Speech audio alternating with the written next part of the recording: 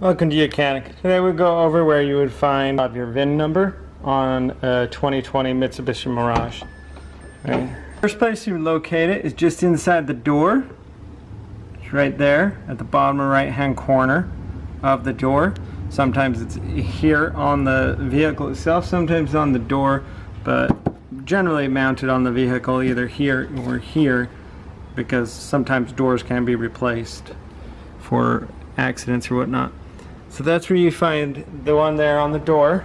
There's one right here at the bottom right hand side of the window. Again, the best focus here, but that's another VIN number location, and you can match this with one in the door. And if those two match, everything should be decently okay. There are sometimes other locations on your vehicle where you can find it inside the engine bay and inside the trunk. But you can look to make sure you find all those and match them up. And that's how you do it. Thank you for watching.